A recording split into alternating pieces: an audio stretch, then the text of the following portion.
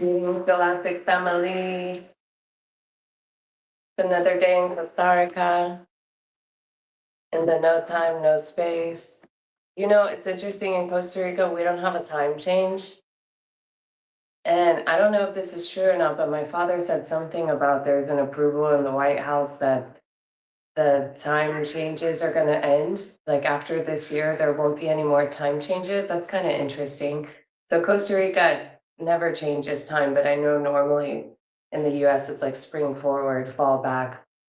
So yeah, that's interesting news in the Galactic New Year, which started yesterday. For the next 365 days, we're going to carry. Yes, Papa can help you with that. Papa can help you with it. Okay, thank you. Oh, you guys are going to the river. Oh, so nice. So that's what this galactic time period, this next 365-day cycle that started yesterday is all about. It's the purification with the water, called the galactic moon cycle. It's about the harmonizing, the integrity and the flow, and also forgiveness. So be thinking about that, like it's a perfect way to kick it off and start this cycle. Even if you've never known about these cycles, it's like, hello, you just woke up and today is a brand new cycle, and it's a cycle of forgiveness and purification and integrity and flow. And then you can start to think about like, do I have anything to forgive? You know, am I carrying any resentments? Is there anything within myself that I'm being called to purify? And one of the ways that you'll know that that's true is because you feel a certain tinge of energy, or, I mean, honestly, if you just close your eyes for a minute, you know, and tune into your body and take some breaths, you can ask yourself, is there still anything, are there any debts I need to forgive? You know, is there anyone or anything that I need to forgive? Is there, when we end up going into turning on the Buddhic body, the rainbow light body, this is one of the gateways in the passages when people talk about going from the third dimension, fifth dimension, and beyond. Forgiveness and resentment are kind of like those gateways that we've got to move through in order to move into these next dimensional frequencies on the scales. So today is now the second day of this new year, and it's the white dog, white solar dog, kid number 230, which means we have 30 more days in the entire Zolkin. I normally have my little Zolkin with me, but I don't think I have it right here.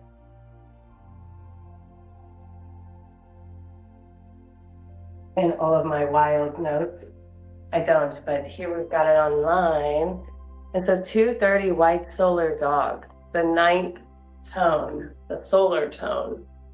And this is the galactic signature. So my intent here is to align us to a telepathic frequency of harmony. That's what these galactic templates are about. This is the introduction into galactic time.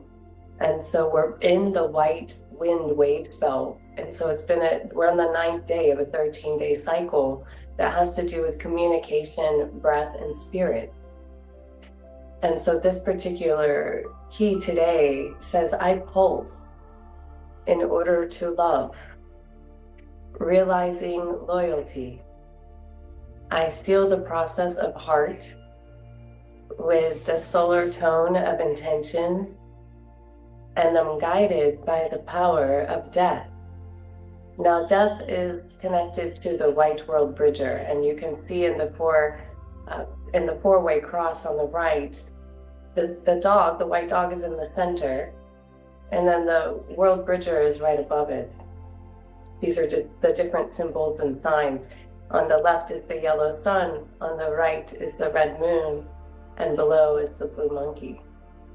And so we're in new Sirius cycle 1.39.12, and that's what that means there. So the new Sirius cycle, we just finished the 1.38 new Sirius cycle, and now we're on the second day of that cycle. That's what the 2 is at the end there. And so yeah, this just gives you a little idea. If you don't know your galactic signature, you can look it up on 13moon.com and click on birthday decoder. And the white dog, it's about heart, loyalty, compassion, love. My partner, Eduardo, is the white dog as well, a different tone. He's number 150. And every time I decode or meet a white dog, I feel that compassion, that love, that service, that loyalty. And the white color, the white tribe, is connected to the refining. So each color tribe, there's red, white, blue, and yellow, has a different purpose. And so the reds are the initiators, and the white are the refiners, and the blue connected to the transforming, they're the transformers, and the yellow tribe are connected to the flowering. So that's how we start to see and understand our roles, and how we operate in these galactic tribes. And ultimately what's fun about it, and my vision, is to eventually see communities, and they've been in practice in the past as well, but utilizing this information and understanding people's essence and their design, as well as with the gene keys, which is very much about self-study and shadow work and integration and embodiment and expansion of consciousness, to really start to connect these codes together so that we can start to come together in harmony in groups, harmony in communities. I've lived in Costa Rica for 8 years now. I've moved away from the United States, and I've really been speaking the vision of creating community. And I've been in lots of different community fields, but harmonizing seems to be the challenge sometimes in all of the fields. It's like, just can't seem to get it right. And so it really does take, it can sound like a fantasy, the idea of getting big groups together or building communities together, but there really does have to be a level of responsibility, emotional intelligence, the ability to communicate and respect others, the ability to allow others to be who they are, but also all of the ability and the commitment for the group, for the community that they want to grow and expand. And it really does take a village to do that. It's beyond a hierarchy. It's really a synarchy. It's really what we're called to in the future, is the ability to be able to synergize and to do our own work, to clean whatever we've got to clean within ourselves. Again, going back to resentments, heaviness, forgiveness, that we've got to go through in our life to lighten up, to purify, to start to come into group so that we can work together, thrive together, live together. And so, today we're also in Gene Key 31 in the tropical charts. I always say we're in the no time, no space here. So in the tropical transits, we're in Gene Key 31. And so that's kind of the dominant frequency on the planet. And I like to bring it to the no time, no space. 31 is also connected to M31, the Andromeda galaxy, the mother galaxy. It's beyond the Milky Way. So we might talk a little bit about, or pull up some information from the Ascension Glossary about Andromeda. But let's talk about Gene Key 31 a little bit. I've been mentioning it on some previous calls because it's connected to, I'm pulling out my little Gene Keys book here. And then, let's see, the 31 is connected to the 62 to make what's called the codon ring of no return.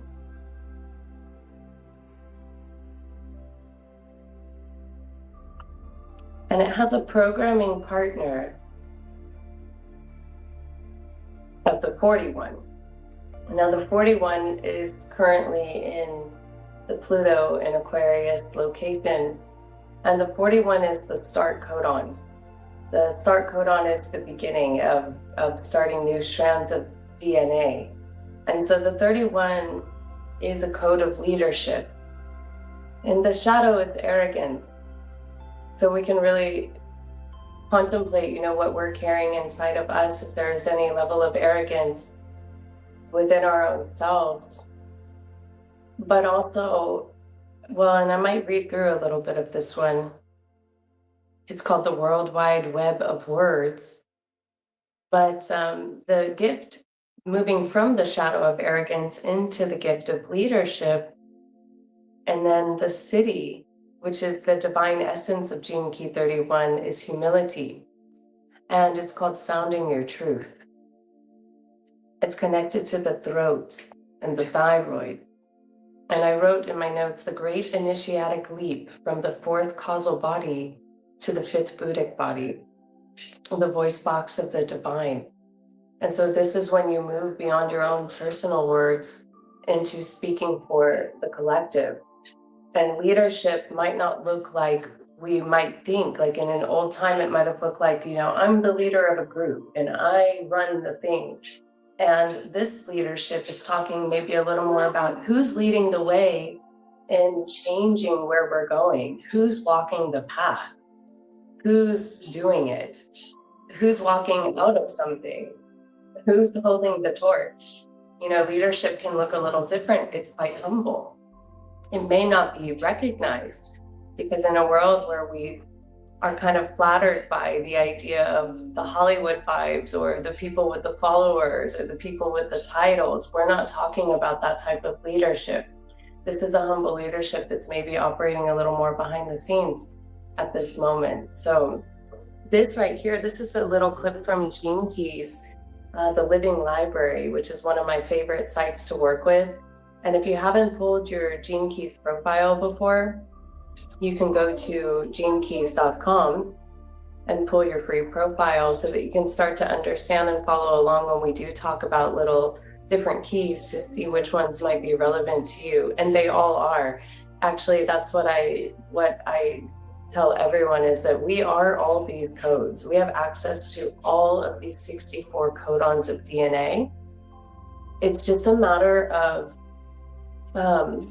operating, like checking out your blueprint, understanding it, using that as kind of your framework and your study to initiate yourself into the mysteries of unlocking all of these keys. So Gene Key 31, it says the true leaders, at least the new leaders, are forged by life. And hold on, the little timer is on there, so I can't read that last part. Even when I move it, it's like the timer's on it. There, thank you, you're perfect. Okay, the true leaders, at least the new leaders, are forged by life.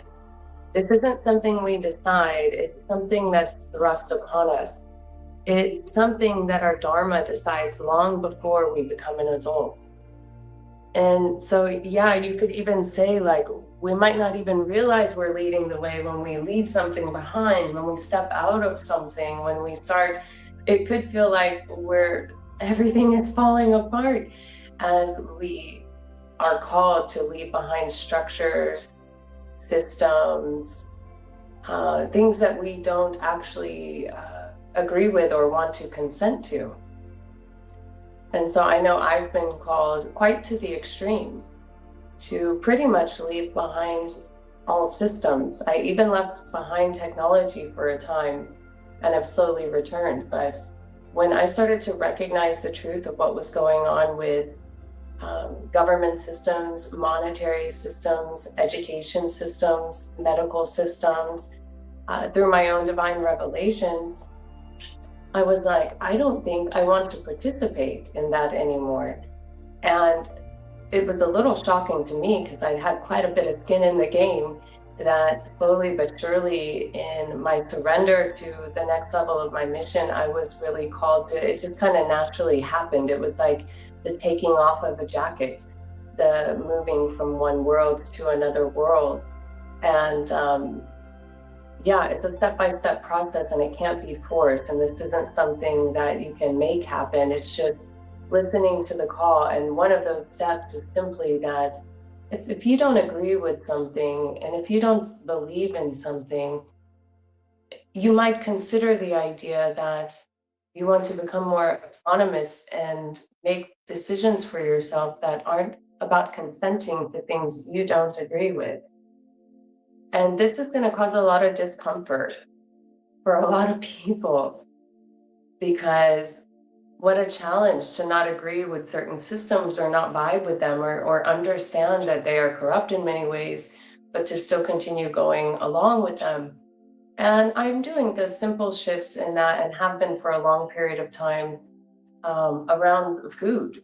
Food is a really great example of something that I've been called to really lead my way out of. You know, we can talk about how the foods are poisonous, and we can talk about how there's um, what do you call those things in the sky, the chemtrails in the sky, and all of the things. But if we're eating bad food all the time and we're on our technology all the time, what's it matter?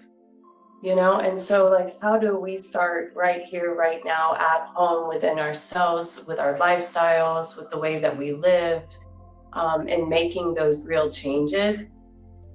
You know, and I'm hearing Michael Jackson and The Man in the Mirror. It's like, you got to start with you. And I'll tell you, something that was a big initiation on my path before I ever found the gene keys or anything mystical yet, I had watched a documentary and it was called Before the Flood, which is quite an interesting, quite an interesting title, Before the Flood. And this is back when I watched Netflix. It was, it had Leonardo DiCaprio on it, and he was with the United Nations, and they were talking about this flood that had happened, talking about all of this information about your blueprint, you know, your blueprint, and your carbon footprint, and different things like that. And it was the first time that I'd seen a video. It was showing the Amazon rainforest, and it was showing how they were taking all of the Amazon rainforest, or a lot of it, and they were destroying it to plant date palms, African palm trees, to make palm oil. And when I watched that shit, I cried so hard. Oh, hi, nice to see you, Sarah. I cried so hard at this video. It was the first time that I needed to like feel what that looked like, to be like, oh my God, it's far away from me, but to me that's the organic Amazon, that's the organic mother, right? I always say there's the artificial Amazon, there's the fake Amazon, and there's the real Amazon, right? The real Amazon is thriving with color and plasma and water flowing and green and trees. And then there's like the Amazon where people are just consuming all day long and buying, and you know, billions and trillions. And like, we've all been a part of building this materialism, and we might not even realize our part in that game as willing participants and consenting adults and children, apparently. And so, yeah, that was a big revelation to me, to make that connection of like, wow, we're destroying the motherlands to make palm oil. It's taking away exotic animals' homes. Yeah, and it just really hit me. And that was a while ago. That was probably 2016. And so after that, there were many other revelationary things in this video. It had a calculator at the end, and it was like, if you want to calculate your impact on the world based on your lifestyle, go to this calculator. And I don't know if you can still find it. It was a long time ago, but probably if you wanted to, you could. It was like Before the Flood documentary calculator. I don't know. And the calculator was like this. It was like, do you eat meat? Do you travel? How many cars do you have? How often do you travel? How big is your house? How many refrigerators do you have? How many air conditioners do you have? Like this type of question. And I'm filling it out, you know, and I'm like, All right, I got two V8 SUVs. I've got a 4,000 square foot house. I travel all the time. I'm going here, I'm going there. I eat meat. I have two refrigerators, one upstairs, one downstairs. I have two air conditioner units. I'm just calculating it all out. And then as I hit the submit button, and whatever the results were at the time, I just remember feeling like a little more responsible and maybe a little more like aware of my impact. And I got pretty emotional about that. And it wasn't long after that, I started to feel that. And then I watched a documentary called Minimalism. I hate on Netflix sometimes because I feel the agenda running through it, but I will say there were like some documentaries in there, like this one, Before the Flood. There was one about animals where I never ate meat again after I saw it. And then there was another one, I can't think, Minimalism. Those documentaries changed my life forever. It's so hard to believe that not so long ago I lived in such lavish and was called to leave all of that behind. And there are many layers to shed around that. There's been much detachment to the material world to go through those layers. And I have really peeled back the layers, so to speak, to literally, when I speak of the 0 point, I'm living it and I'm speaking from that space to have almost dematerialized, and yet I still have a body and a voice here, and I live to tell. I'm not saying that everyone's on the same path as me. I am saying I am from the future and I am a messenger. And I am a humble leader. And I am here to speak of what I've learned, of what I've experienced, and that peeling away of an old world, I guess you could say, into a new world. And so it's been, thank you. It's been quite a death process. And I'm still alive over here.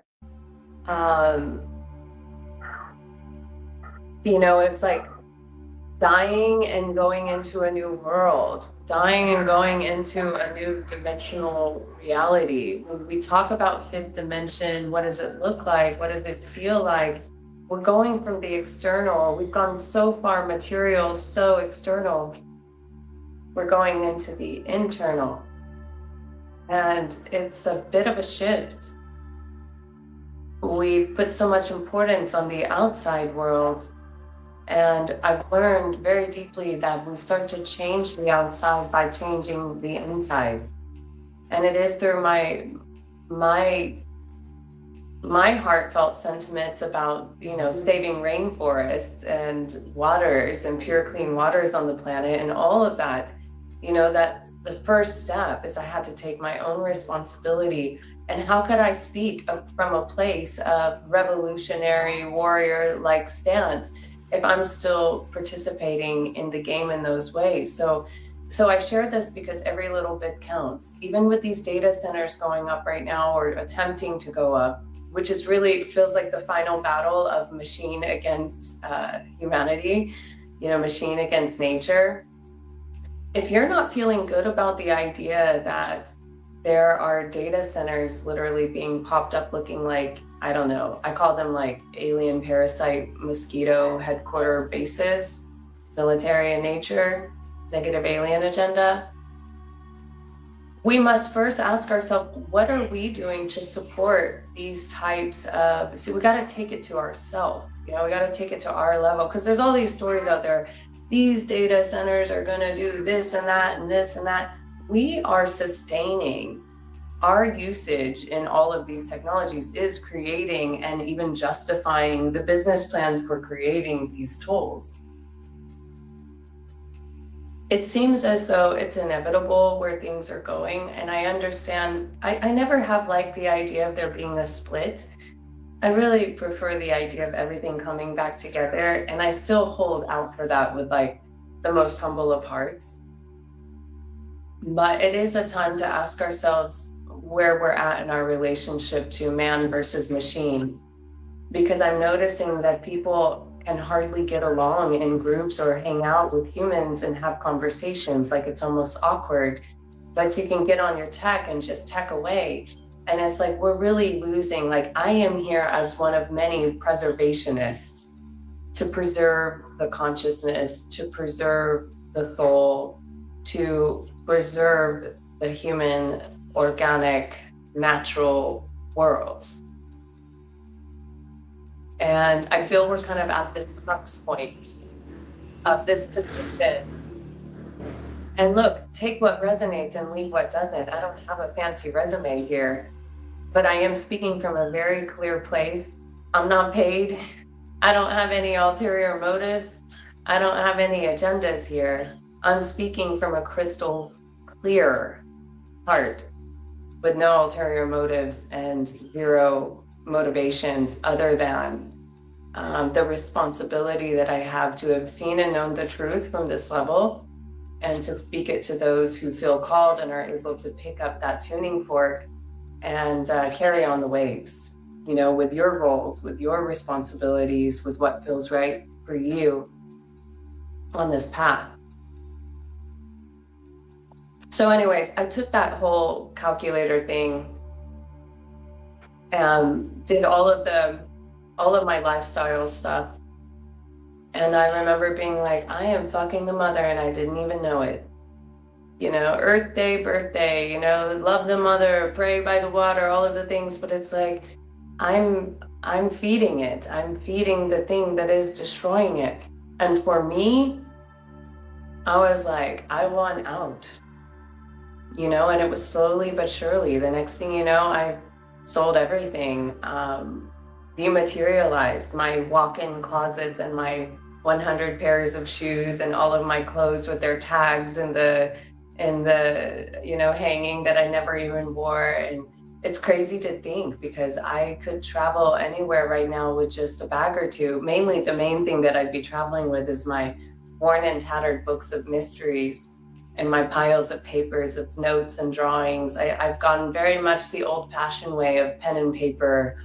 And I understand everyone has their roles in working with technology and all of these things.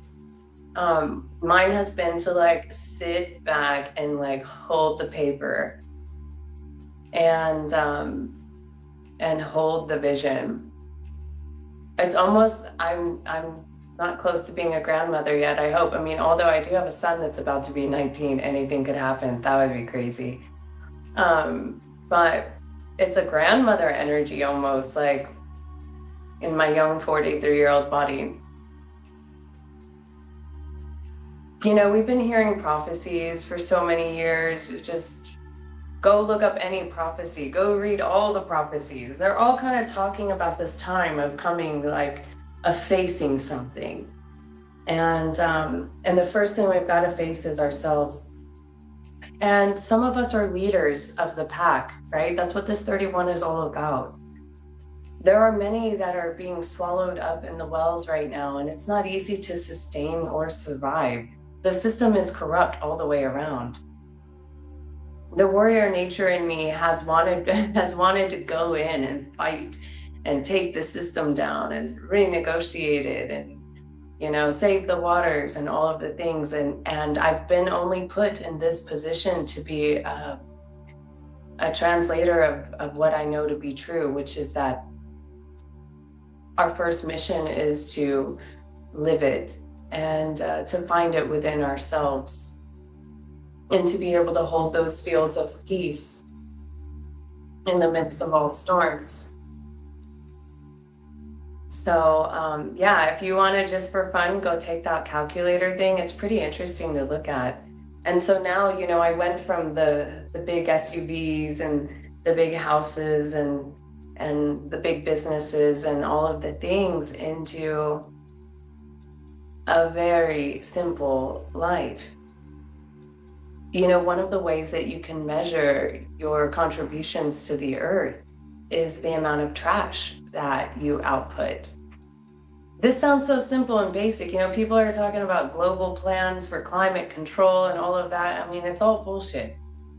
Climate control is so manipulated, this idea, but But we are the ones, like, that is our first and rightful duty and step, is to be aware of our own contributions and not be in denial of that.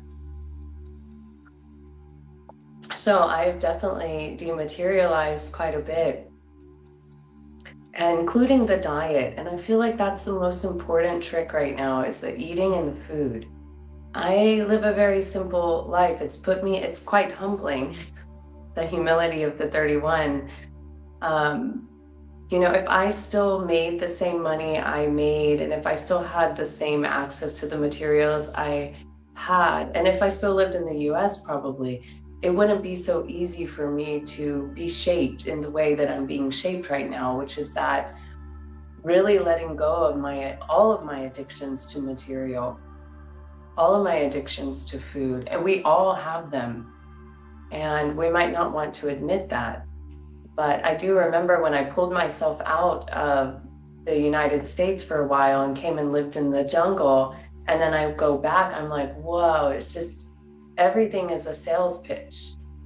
Everything is a sales pitch. And I was always good at sales. I was successful in selling my whole life. And I just remember, especially after my near death, it was like just a switch went off, but I was like, I don't want to sell shit. I don't want to sell shit, and I don't want to buy shit. I want to put this game down. There was a world before that, and I remember it deep. And so slowly that started to unravel and turn on within myself. And I could see a little deeper and clearer how we sell ourselves to things that we don't even believe in. And so this is just my own testimony, right? I'm not saying it's it's the right one or anything like that. This is just me. I am an individual contributor in human design. I'm the cross of contagion. And my mission and my job and my actual design has been to mutate and move forward into the new direction. And my ultimate job here is as an individual contributor, because we all have different, in human design, there's the community, and I don't even follow all of this too deeply, but I did start to understand. My partner and I, Eduardo, are both the cross of contagion, and my friend that I just went and saw yesterday is a cross of contagion. So we're the individual circuitry that goes first, you could say. We go first into these frontline realms of, like, what does it actually look like? What does the mutation look like? What does it feel like? That's the whole premise of human design, is the idea that there is a mutation of the solar plexus in 2027. Well, I remember when I first heard of the concept, 2027 felt far away. It was about 7 years ago that I first heard of human design. And they say a human design experiment is about 7 years. And so, but then as I was diving more deeply into the mystic of the gene keys of human design, I was like, oh, we're doing it right now. It's not in 2027. There are some of us that are headed there. We're doing it so that we can understand it, so we can live to tell, so that we can be an example, so that we can be a leader in moving through this transformation, this planetary transformation. Now, I'm not holding my breath. It might not be for everybody, but I do believe in the cosmic order of things, that there is an absolute design, and this world is much more predetermined and predestined than we might want to believe or understand. That's been my main field of study over the years, and it has allowed me to reside in a deep level of pure trust and total peace in the midst of all storms, because I know that the divine order has returned. I know the cosmic order has returned. And so I know that my main job all day, every day, is to find myself and find the ability, the practices, the tools, whatever it might be, to bring myself into full relaxation, peace, and trust, no matter what. Because as within, so without. So it really is what we're living in here, in the chaotic field or not, right? It's what we're seeing out there. And sometimes we can tune too much into the outer field and catch all of the chaos that's happening in there, but you're totally in peace. And so you really do have to find your balance about what you're tuning into out there versus in here. And the more time that we can get with ourselves alone, disconnected with nature, connected with our family, connected with the people around us and that we love, like, technology is one of the biggest addictions out there. I mean, I can't even believe I know this to be so, and I feel like I got a pretty good eagle eye and a good sense of discipline about myself, and maybe even a level of pride of like not being able to be won over by addictions. It's crazy how you can just get on this tech and just scroll all fucking day for no fucking reason. And it's like getting all distracted by this or that, and it's like, yeah, I want, my desire, my vision is to create realities with human bodies, with human beings, where we actually are enjoying nature, life, music. I thought we would have been here by now. I've been speaking this for a long time, but I've also learned patience in this process. You know, to really, that is why we're on our phones all the time, because we're disconnected. You know, when you've got groups, when you've got family, when you've got people together, you're not thinking of sitting on your phone all the time. You're not justifying and thinking of all the busy things that you need to be doing on your phone. You're in presence. And that's something that's really being called into the field and necessary. And I sometimes hear star seeds or light workers be like, you know, I can't be around all these people because they're negative or they're this or they're that. That's arrogance. You know, when we're talking in this 31 in the shadow of arrogance, that's arrogance. I can go into any field and hang out with anyone. I'm here to transmute fields anyways. That's what my energy field does.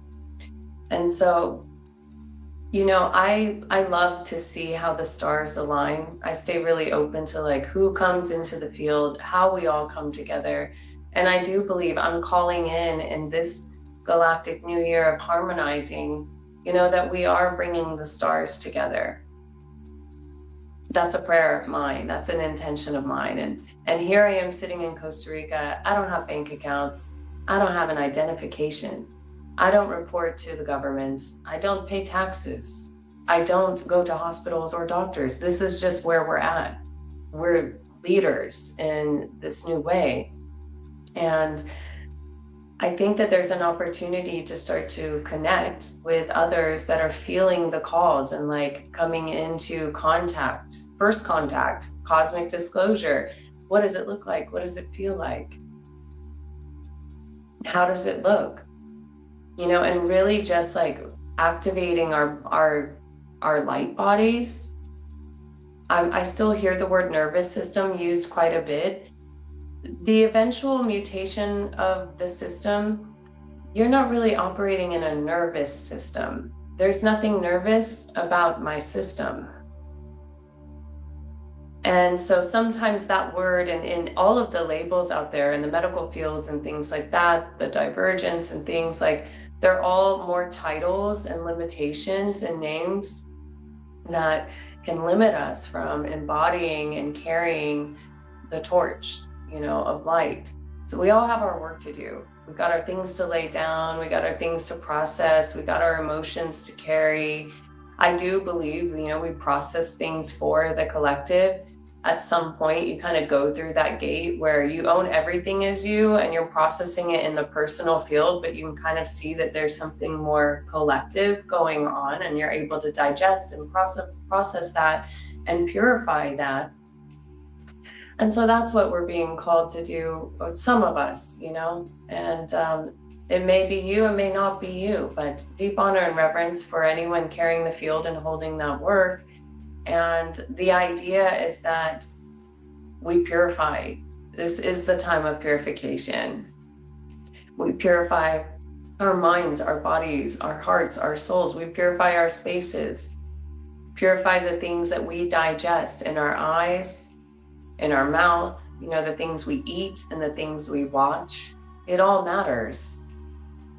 And so we're either being fed into by a machine, which may not have your best interest in mind, or we're feeding into the new solutions. And so when we know that we're the ones, right, and we have landed, and we're not waiting for any more of them to land, we're the ones that landed. We're the councils. We're the 144,000, we're the Kalki avatars, we're the angels on the earth, whatever you want to call it. We're the ones. We have landed our starships. We are the motherships, and we are here, and we're not going anywhere. And so when we move through that, and we think, what are our roles and our responsibilities, and how do we harmonize, and how do we come together to actually serve this next level mission? And it takes humble, for sure, humility, because we're not here to build any more hierarchies. We're calling in the synarchy, which is the 44. Greetings, everyone. Oh, yeah. I'm so glad to see this Andromeda galaxy. Sarah, purification, yes, the only game in mind. I wanted to bring up Andromeda because we're in Gene Key 31, and Andromeda is sometimes referred to as M31. I was like, let's kind of mix this up and see what's going on here. So check out, I just love, this is from ascensionglossary.com. This is a site that I've really been appreciative of over the years of my awakening. I remember when I was first exploring the idea of grid work and realizing I was a grid worker. That was probably many years ago. I had read about grid workers on ascensionglossary.com, and I was like, oh my God, I am a grid worker. I've been grid working all up and down this mother. I'm literally I am planted on a river always. Wherever I am, I'm planted on a river. Always working with the water and always working with the land, because the water, everything goes through the plasma waters. And it keeps you in the flow. In my current location, I can't hear the river run. I really actually like to hear that sound effect, hear it. Almost every other place I've lived in Costa Rica I've been on a river where I literally hear it all day, and that is the fluid dynamics of plasma. And so anyways, now I'm getting a little more grounded. I'm getting out of the water and down on the ground, but I am designed as very much a water scorpionic death and rebirth transformation fire phoenix type of being. And now I'm realizing, it's time to bring the waters down, and crystallize on the earth. And for so long, I thought that ascension would mean that I would disappear from this planet. Truly, deeply in my heart, I kind of, sort of, almost did. But then I realized it's you ascend to the heavenly planes, you return to the mother galaxy, and then you bring it here, you bring it here down. So anyways, Andromeda galaxy, the ancient galactic portal connected from Giza, once allowed passage through Sirius B, and then through the Andromeda galaxy. Andromeda has a galactic core that spirals and connects into our Milky Way galactic core during the ascension cycle. Currently, there is a tremendous amount of activity underway in this area around Giza, on the Earth and Andromeda energies. The Giza portal is the heart chakra location of the Earth. It also corresponds to the fourth gate in the fourth dimension. This portal is also interconnected to the location of the Hall of Records that releases the universal memory into the planetary memory banks and the morphogenetic fields once the Sphinx, Great Pyramid, and Earth core open. This makes the planetary and soul incarnational memory available to humans with a minimum of fourth DNA strand activations. The galactic center and the Andromeda galactic core are intersecting. Another way to say this is that we are finally intersecting with the original core of our creation, the center point of all union. There is an aurora platform that creates passageways between the Milky Way and the Andromeda galaxy. And then I brought up Aquafarian because actually I pulled up the Aquiline sun of probably a month or so ago, we got that aqualine activation. It was obvious. But let's talk about these aquaferian raises. Jacqueline, I love your truth. That's what we are here for, the real truth. The whole truth and nothing but the truth. That is what we're here for. And I'm learning that, like, my truth might not be anyone else's truth, but I speak from my direct experience. So it's undebatable, you know? It's like, I'm not here to push it on anyone. I just share more through my own story and direct experience so that you can, and this would be the real ways of teachings of a Christ or a Mary Magdalene. Even they would talk about, they would speak in parables and share a story. And then the ones who could pick it up can pick it up. And versus like, okay, this is the process, do this, do that, do this. And I'm finding like there are a lot of haters out there and a little bit of criticism around like techniques and teachings. And I feel, I hear a lot of people now talking about how ascension is like a psyop, or this idea of yeah, whatever, like that. And I'm like, how could it be? I guess to somebody who doesn't understand or know, it might be, and we're not here to defend anything, but I know I sure have. I live to tell. I have been on this ascension path. I have died and reborn. I have been resurrected. These are really putting, even you could say, Christic teachings, even from the Bible, like biblical, but in a more galactic framework, because it must be expanded and we've got to look beyond what's written in the books, because we are the living book and the DNA is the living library. And until we start to understand that, we'll continually give our health, our life force, our energy, and our attention to things that will vampire or suck you dry. And so this is the awareness that we're inviting in. I had a very interesting dream last night, speaking of vampires. And I started to say something to this girl, like that there was something about her that was a vampire, or what it meant to be a vampire when you're sucking or taking energy. And then the next thing you know, I never have this. It was like a paralysis. I couldn't speak or talk. There was this buzzing and my body just went zzz, and I was like, whoa. And eventually I pulled myself out of the dream and I said, I rebuke thee in the name of the Christ. Cancel, clear, cut, delete any cords and contracts to all vampiric energies. But I was feeling like there was this energy, like I was a threat because I was exposing it or speaking to it. And it was trying to sedate or like sleep me. I don't know a good way to say it. And I had to rebuke it. And that is such an old-fashioned word for me, like bringing me back to my Christian church days when we would rebuke Satan or rebuke darkness. Yeah, that was my dream last night. Anyways, okay, let's go to Aquaferian races. The lines that were a part of the original crystal star human race lines that became extinct in this universal time matrix after the electrical wars. See, and those are the real wars that have been going on the whole time. The electric wars have never ended. They're not named World War I, World War II, Vietnam, like at one particular location, destination, or date range.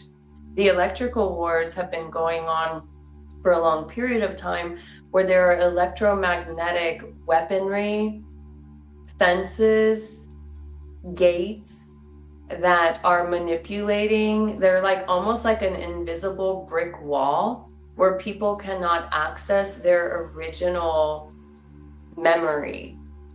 That's what I see it like. And when I've worked with people, sometimes in the medicine field here, they always seem to tell me, I don't provoke this information, but it's been told to me by multiple beings that they started to see and recognize when they would go back to, like, let's say the United States, that they would think they'd be able to pop in and get right back out, but they would get heavied down. You know, like there was something, like they would go through a gate and then they would get locked in it. And I am not saying that you cannot find a way to fortify and strengthen yourself and purify yourself to become an invincible field in the middle of anything. But I do have a deep understanding and compassion that there is a level of invisible electrical war memory tampering going on that keeps people from restoring their original code. And I don't want to dare say that you've got to get out of it to turn it on, because I do believe that we have the power to do anything and we can do it all from within. But I do believe that there will be stations and spaces, I am headquarters of one of them, you know, where you kind of go through the eye of the needle, or you enter into the mothership or the Stargate or whatever you want to call it, and there is less of a tampering going on in the electrical field. One way that you know that's the case is because you're surrounded by nature and the bird life. Those are real easy ways to measure. Oh, what's up? Beautiful, Pauline. I'm still waiting. Now that we're talking about people coming to visit, I know you've been on the list for a little bit. I had a dream. I have a dream. I had a dream. Okay, actually, so let me just bring this in, since Australia is popping on the mic right now. I was, yeah, in the dream, I had this mother of pearl. It's an actual piece that I have. And then I found this other piece. It was like mother of pearl, and it was a heart ring. And then I found this little bundle of many different coins, which is quite interesting because I collect a lot of coins, like actually right behind my phone that's propping up this call. I have what's called my Temple of Heaven. I'm going to show it to you. I'm going to show you guys some of my fun little stuff I got going on over here, okay? This is one piece I have. It's called the Temple of Heaven.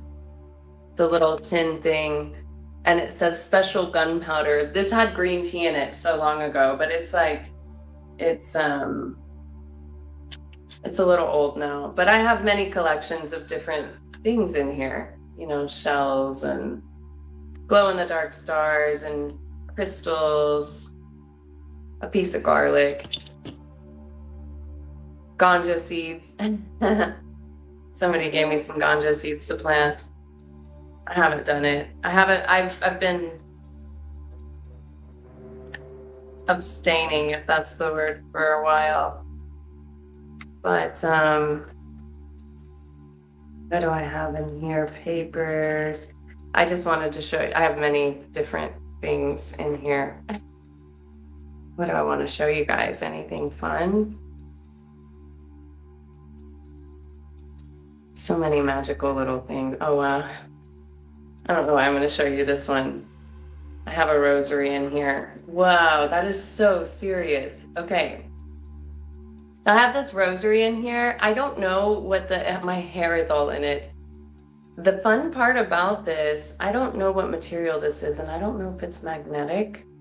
But the thing is, somehow this is sticking on it. This is a piece of howlite. I'm sure it will fall off any minute, but howlite is connected to Sirius, B52. So anyways, I got Sirius on my rosary. Something smells good in here. Anyways, I have all these coins, these little magical coins from different places, different countries, Canada and Mexico and the United States. And this is what a peso in Mexico looks like. And it's maybe not so easy to see, but, and then, because this has like the little Aztec symbol on it. And then on the other side, it has like the Quetzalcoatl. It's like the eagle with the snake in its mouth. I don't think you can see these on here. But anyways, the whole point of it was that I had this dream. The mother of pearl. And then I ended up pulling out all these coins, like similar to what I just showed you. And one of them was a smaller coin and it said Australia on it. And So that was my message, mother of pearl in Australia. So I'm sharing that for anybody that's supposed to know about it. Oh, and then I have this special quarter. It's kind of turning aqua, my favorite color. This was pretty interesting. 2 years ago, on election day, which would have been around November 8-ish, I don't know. I was living far up in a mountain on a waterfall, like in the middle of nowhere. Probably still didn't have technology then. Like the day I landed at this place called Heaven on Mother Earth, my phone stopped working. And so for 2 months straight, zero connection to the outer world. I received so many songs in these times. And anyways, we had just went to the market and my friend Emily was bringing me back. And when I got out of the car, I found this quarter like kind of buried in the sand a little bit, which I'm in Costa Rica, so it's not as common to see, you know, American money. It can be, but whatever. And anyway, so I pick it up and I look, and on the back, you know, every quarter has like the name of a state. This one in particular said District of Columbia. So it wasn't a state, it was Washington, D.C. So I just thought that was interesting that I ended up finding it on the election day, even though I wasn't really following that exactly. I'm also going to show you guys this mangosteen. Have you ever seen one of these? She is so freaking beautiful. So mangosteen, or what's the other name? I know the other name better than this one. Mangosteen's kind of like the known. I mean, it's just like a little fairy fruit. And it looks like they left me a piece in here. So delicious.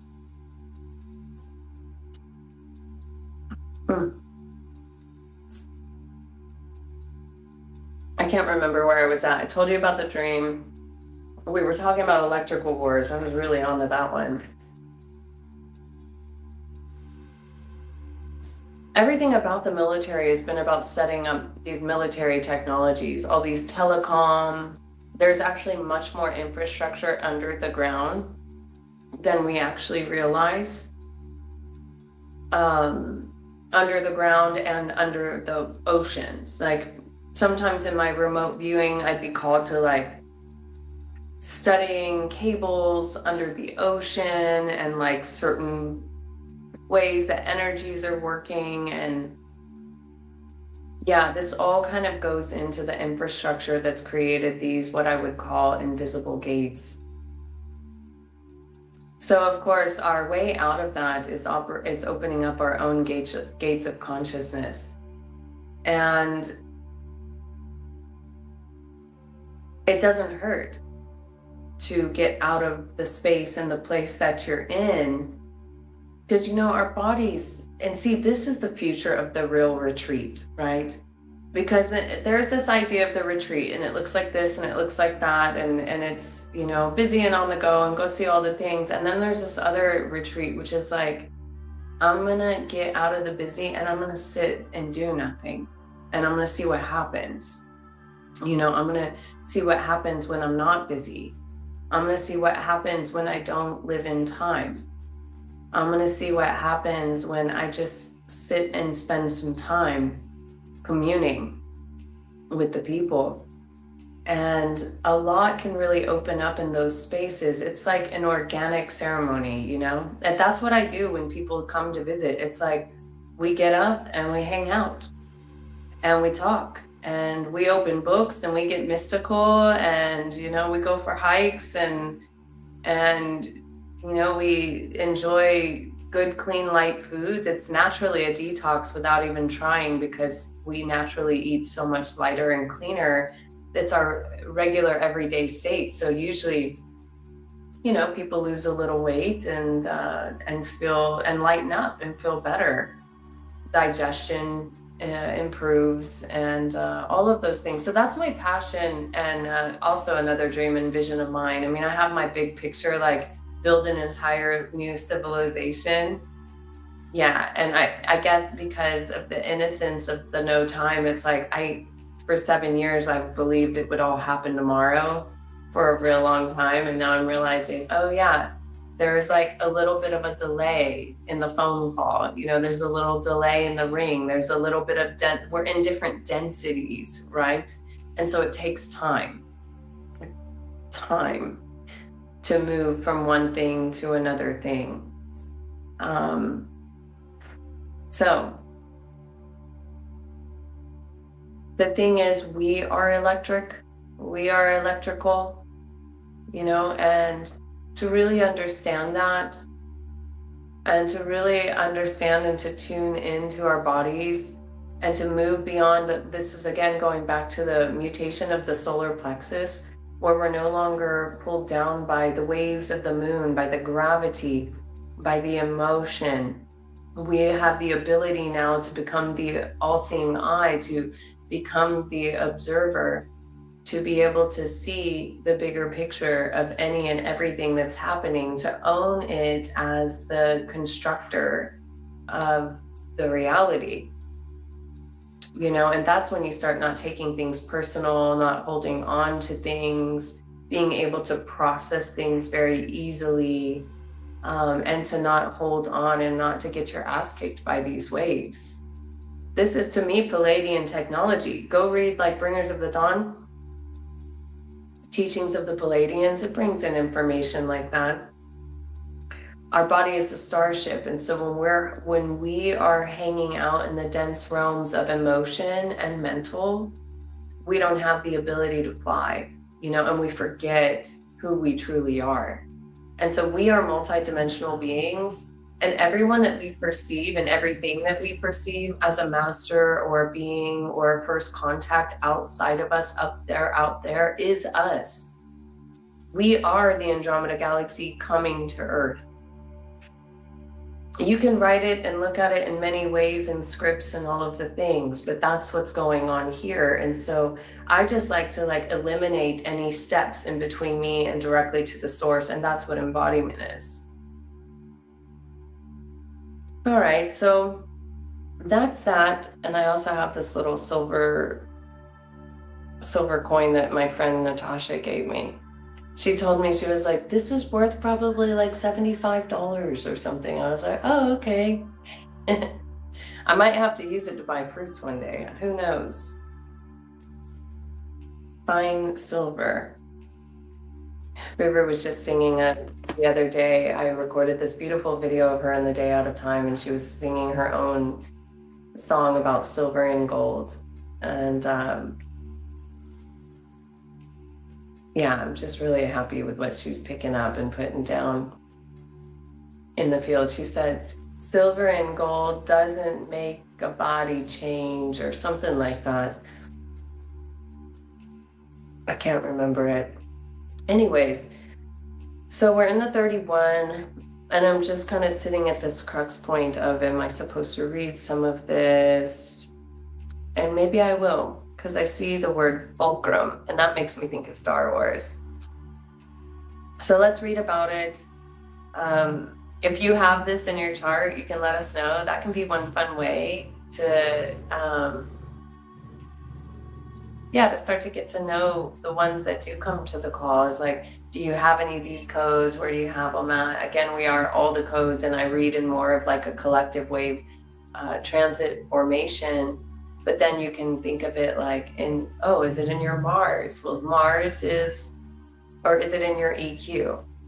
EQ is connected to your Mars placement, and Mars has to do with your emotional intelligence, and it will have to do with the patterns that you had from the ages of 7 to 14, and then you repeat those emotional cycles. And so it's like, it's nice, it's kind of fun and nice to know that about your chart and about your codes.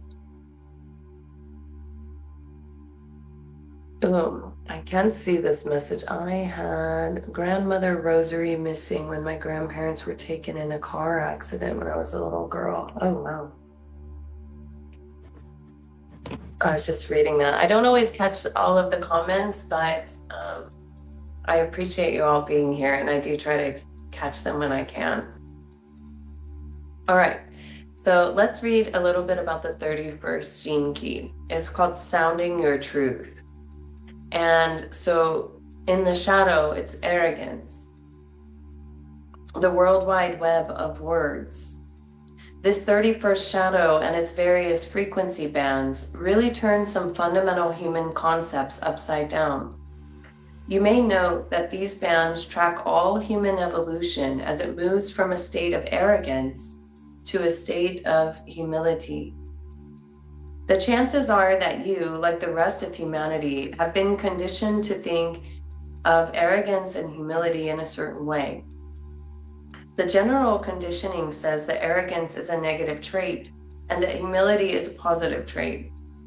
Since this 31st gift directly concerns leadership and influence, we're going to have to explore the real definition of these two words, because the 31st gift of leadership sits like the fulcrum of a seesaw between the two of them.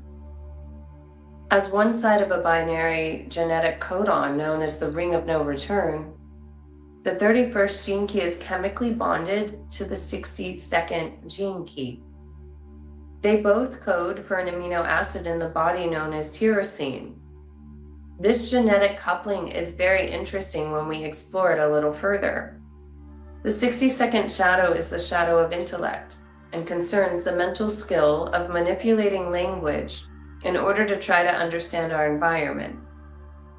In effect, this shadow encases you inside a world of language and words from an early age, projecting a mental, neuro-linguistic map onto reality as you perceive it.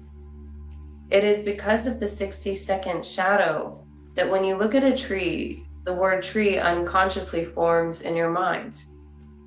The 31st shadow extends this cognitive ability beyond the simple creation of a neurological map of reality. It uses this skill in order to control and manipulate others. The nice word we have for this is leadership. Because of the chemical bridge between these two shadows, humanity comes pre-programmed to follow those who can best manipulate language, facts, and words. In terms of leadership, we human beings operate very differently from animals. Animals choose their leaders instinctively based upon one animal having an alpha gene, which marks it as the leader. In humans, the alpha gene is present in the one who can best manipulate others through language. Such people may or may not have a strong moralistic character. That is immaterial. What is important here is that the language, the medium through which human leadership is manifested. Furthermore, because language is the means through which frequency can be conveyed, at higher levels of frequency, it can never lie. However, at the shadow frequency, language is the ultimate programming tool and can be used, for example, to blind an entire race of people to the truth, thereby locking them at a certain level of frequency. So you could talk about, how the AI talks about language learning models. And yeah, there's just obviously a limitation in the language that's being utilized and especially has been used in history and around time that have created a construct that keep us in a limited scope and view of ourselves as humans and our perception of this reality. If we extend this concept of, and I wrote politics, war, and religion, if we extend this concept of language as a programming tool even wider, we might say it is a language that controls us rather than we who control it. There is a big difference between leadership and authority. Authority, the gift of the 21st gene key, is based upon the control of power through strength of will. I got my dog gangster barking down the road. I'm going to pause for a second. I have often wondered why I was drawn here, grounding my light, sharing, my love where it's needed most. 31.2 is my pearl. Ooh, 31.2 is your pearl. I love that we're bringing that in. You came just in time, Pauline, in those early hours of the morning. You probably just passed the 144 mark on your clock. All right, I thought I'd wait for the dogs to stop barking, but we're just going to keep rolling with this. These are people who do not lead through words, but whose sheer presence controls the will of others. In the case of the 31st shadow, words have a far deeper effect than presence, since words endure forever. Concepts spoken thousands of years ago can still influence the whole inner reality of entire nations and peoples. We see this most clearly through the great religions. It is incredible to contemplate how even a single misplaced or mistranslated word spoken by a particular person can lead to the deaths of millions of people over thousands of years. That is the power of the 31st shadow at work. Why then is the 31st shadow called the shadow of arrogance, if it is language that really controls humans rather than the other way around?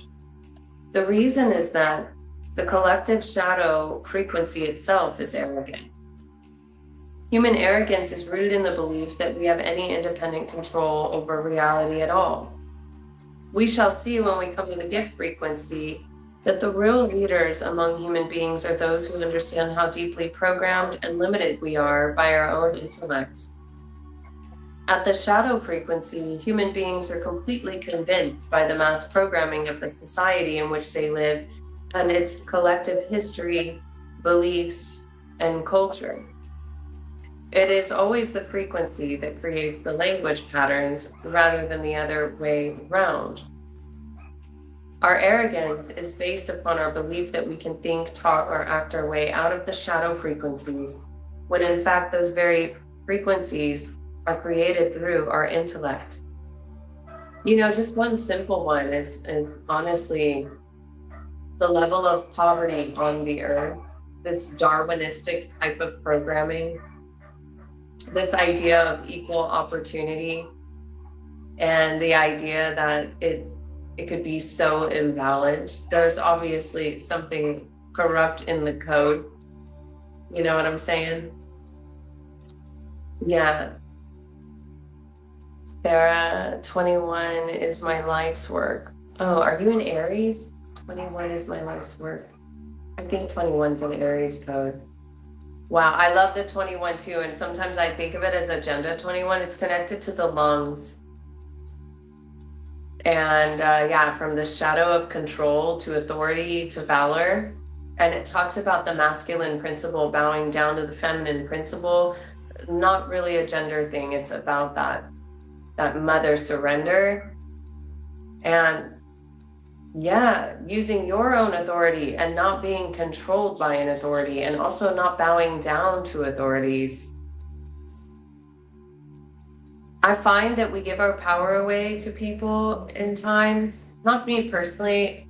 I've always had something about not bowing down. I see all beings as equal.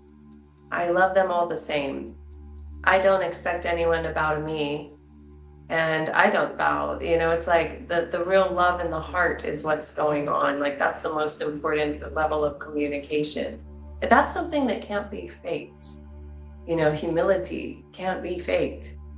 And yeah, the ability to bring that level of kindness and equality and approachability, and that there be many thrones, so to speak, versus just someone sitting on one that needs to be worshipped or bowed to. Becoming our own sovereign, authority, autonomous, self-governed beings. That's the future. And I know there's a mess in the midst of that, but that is one of the things that we're being called into as we preserve planet Earth as the mother that she is. And we don't concede, and we don't leave it, and we're not flying to Mars, and we're not taking off on a ship. This mother is the mother. This earth is the heart of all galaxies, right here, right now. That's why we're on it. She almost got taken over, but we remembered. And those are the real histories, and the real mysteries. And we can put it any way we want with races and this and that. But hell yeah, we're guardians and dragons and mothers and fathers and all of it. And that's what we came here for, to rewrite the fall. That's why I always say, rewrite it all before the fall. Reverse the curse like we rehearsed. So the real arrogance comes from being cut off from our divine source. Words that are not rooted in a profound sense of wonder are always at some level arrogant. Only the human heart can truly offer an answer to the mystery of existence. And unless your words carry the perfume of love somewhere behind them, they are still waiting around in the shadow frequencies. At the shadow frequency, humans think, speak, and act as if they were separate from nature, rather than being an organ of it. Nature controls human beings.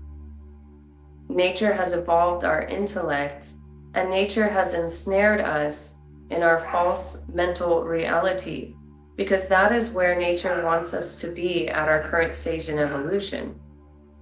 Nature has even made us arrogant, believing that we have some control over nature. These truths may well seem difficult to us human beings with our deep mental investment in individual freedom. As we shall see, true humility has no basis whatsoever in behavior, but in understanding. River's been saying understanding. She's been singing a lot of songs, and she keeps saying, I understand, I understand.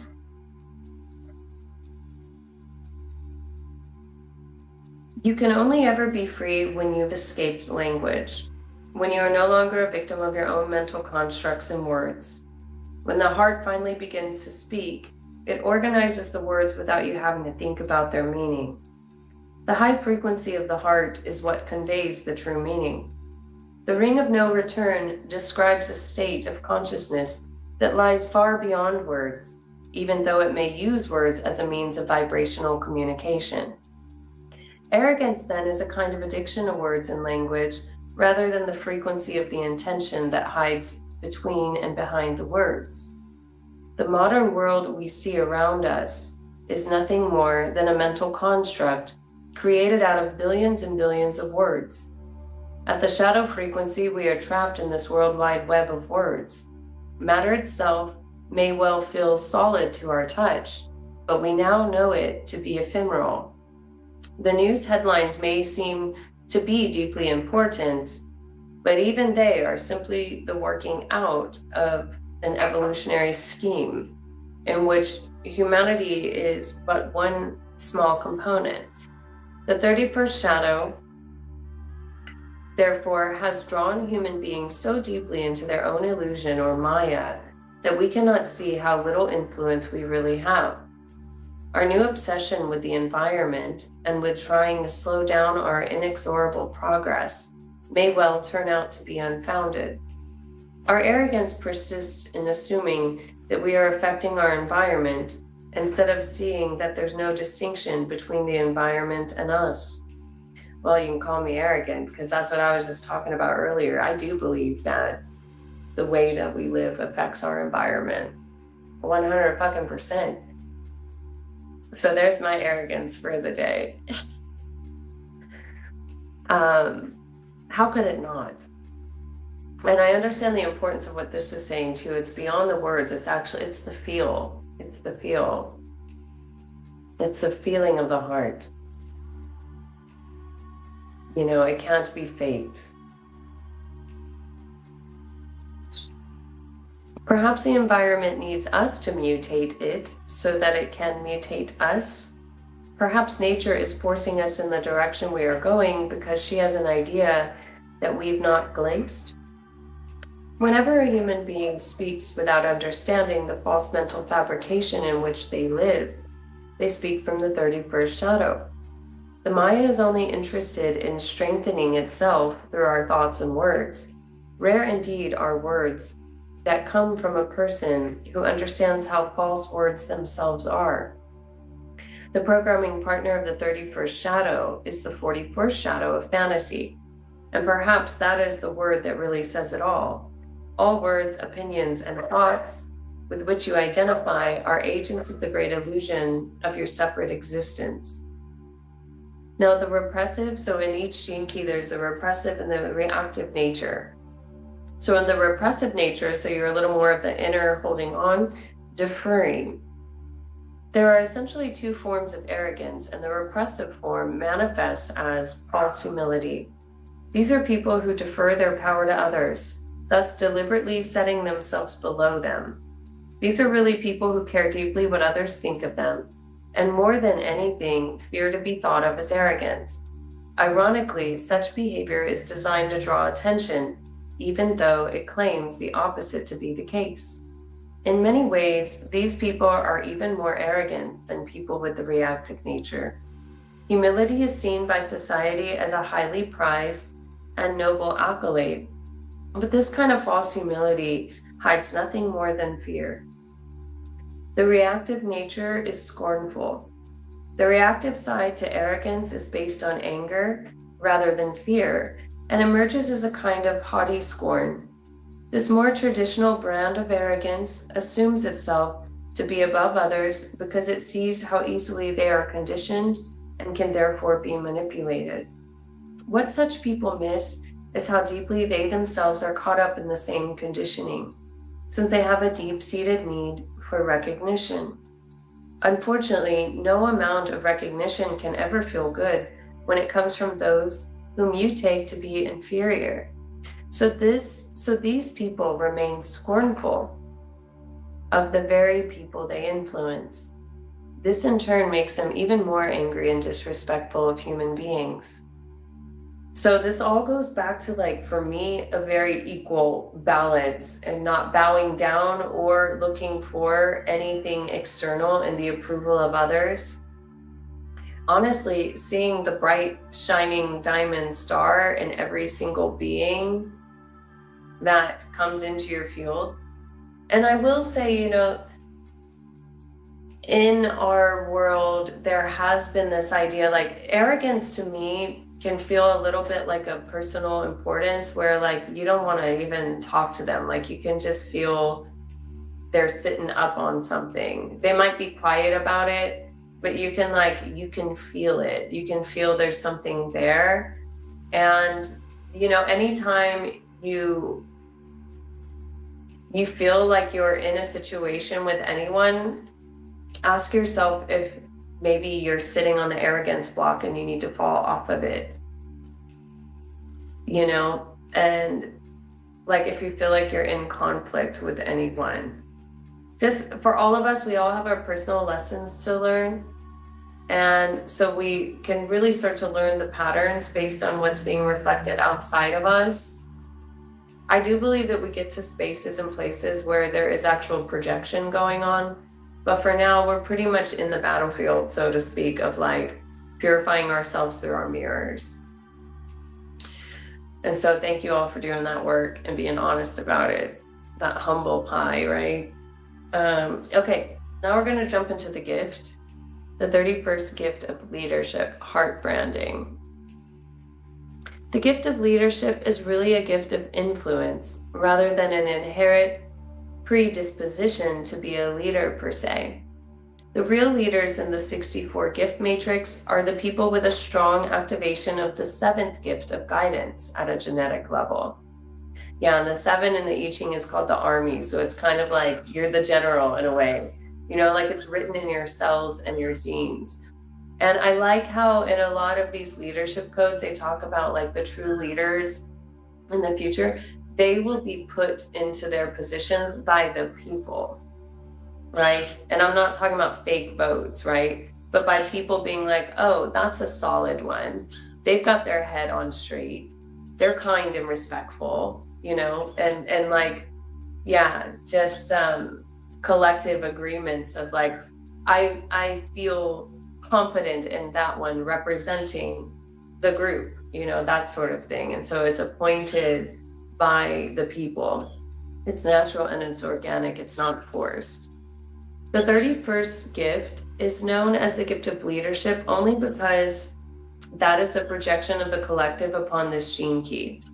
Deep inside such a person, there's little or no inclination to be a leader, and even less identification with feeling like a leader. It is, however, this very reluctance that sets such people up as leaders. The mass consciousness, as we have seen, is programmed to be led, but has no idea of how to pick a leader. Most of the time, the mass consciousness will choose leaders not for their policies or beliefs, but for their style. The 31st gift knows all about trends and patterns because it has an inherent understanding and mastery of language. These people, therefore, understand the openness of the collective and its need to be influenced and led. The difference between the 31st gift and the 31st shadow is that the 31st gift does not believe its own propaganda. This gift is no longer caught up in the fear of what others think. And if you want to influence people in a certain direction, this is a distinct advantage. No longer caught up in what others think. Ooh, that's a challenging one to move through, right? I sure have been on that path. And I've had to bring myself through some things where I really had to be okay not being concerned with what other people were thinking of me. Because some of the steps that I've made, some of the decisions I've made in leading the way, in making these paths, in surrender to building something new, they're not always understood by the old construct, by the old world. And to really have that fortified directive within yourself that sometimes there will be some criticisms, and you understand on some level you were here to shake some shit up and it's all going to be all right. And you really learn to sit back and relax and observe and send love and compassion to yourself and send love and compassion to the other, and to be able to move through these collective revelations is what I would say. This is collective frequencies when we're breaking through old programming and conditioning. Okay. No longer caught up in the fear of what others think. The modern day term for this is the spin doctor. The spin doctor spins the truth whichever way happens to suit one's audience. At the shadow frequency, this is all rooted in getting more personal recognition and or more control or wealth. That's at the shadow. At the gift, the higher frequency has already moved the person beyond the tight codependent dynamic of the leader and the led, or the shepherd and the sheep. At this level, you still play the game, but for a different purpose. Now your primary influence is to help others break out of the very same matrix in which you yourself were once caught. So at this level, you still play the game, but for a different purpose. Now your primary influence is to help others break out of the very same matrix in which you yourself were once caught.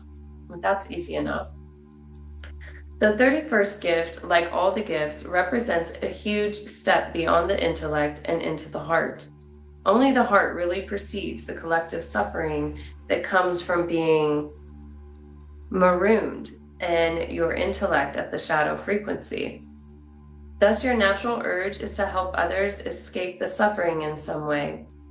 Furthermore, since the 31st gift is the gift of understanding the masses in the language of the shadow frequency, it naturally uses this gift to help draw others out of the codependent victim patterns and relationships of the lower frequencies.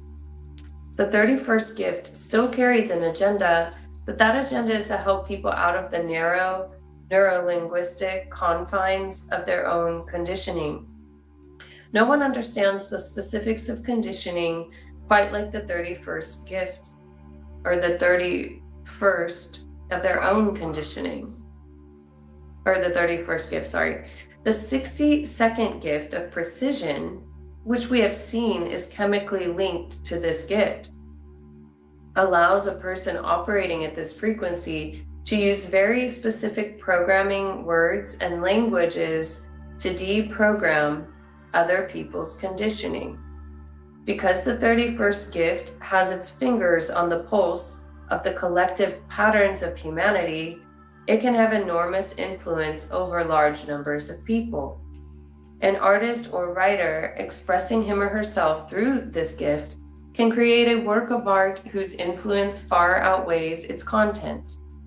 In our modern world, we can see how the specific release of a particular book or film at a particular time can have a vast impact on the whole planetary consciousness. In our modern communication, rich global culture, the 31st gift is really opening up more and more to its true potential. Certain human beings operating out of 31st gift can literally become the voice of the collective. At the shadow frequency, they become the voice of our fear, whereas at the gift level, they become the voice of our creativity as well as the messengers of our future evolution. Along with its programming partner, the 41st gift of anticipation, the 31st gift naturally has an affinity with the future and is always expressing the cutting edge of consciousness in form. The secret to the 31st gift is the secret of branding.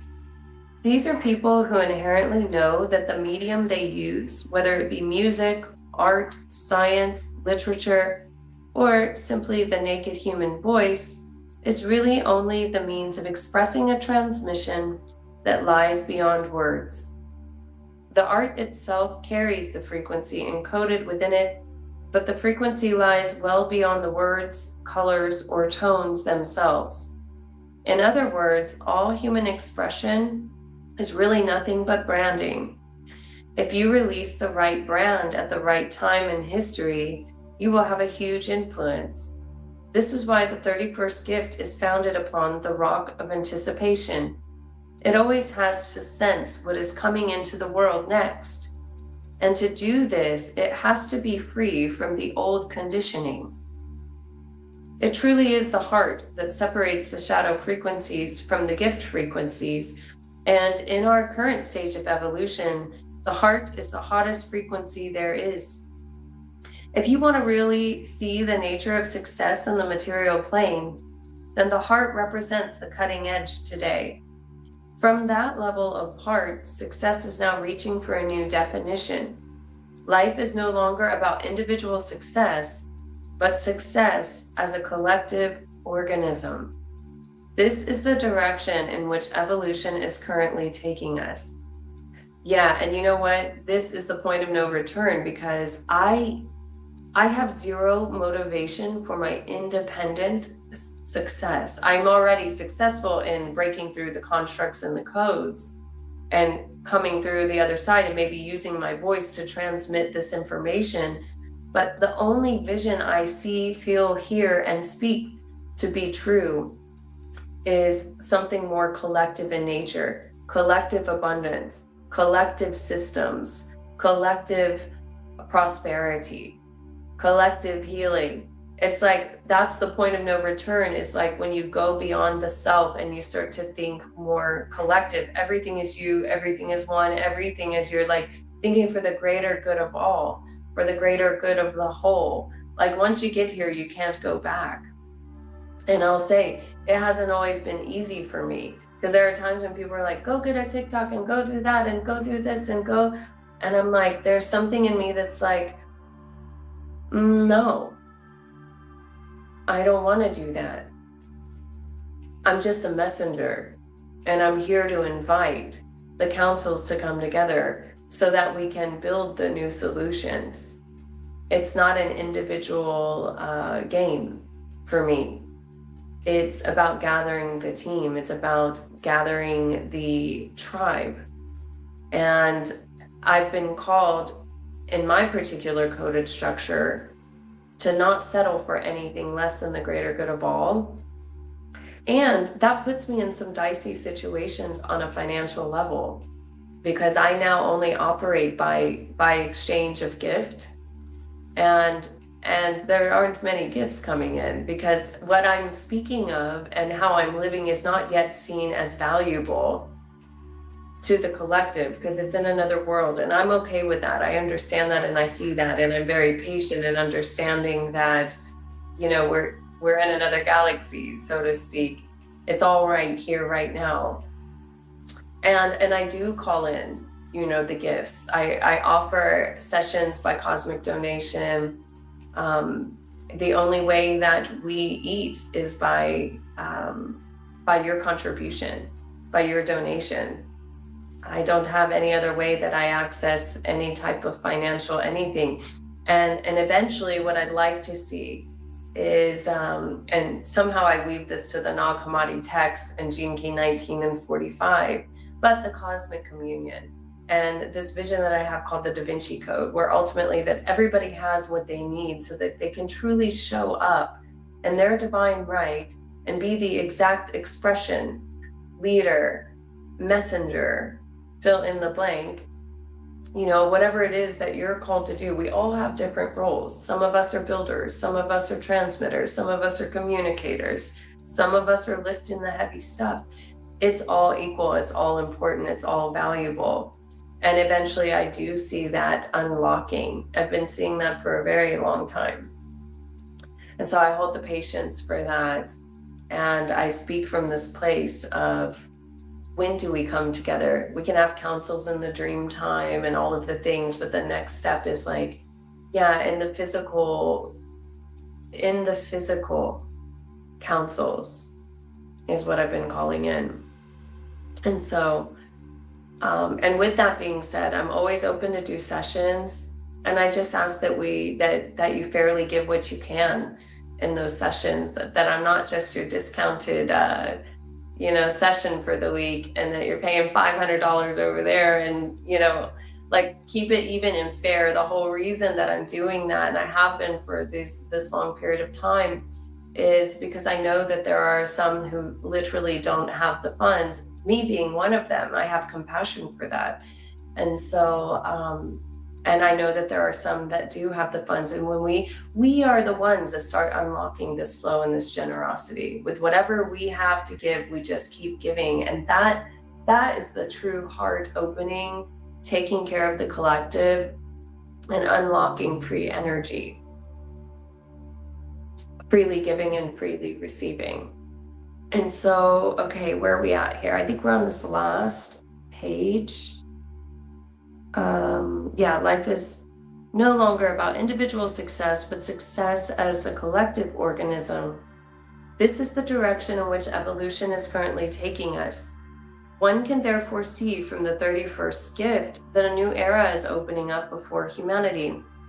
And it is an era in which individual leadership is declining, while something we have never seen before is also occurring. The collective is beginning to lead itself. Those frequencies that really catch the heart of the collective are coming through as collective voices and expressions, even though they are transmitted by individuals. The point is that those individuals have little or no self-interest.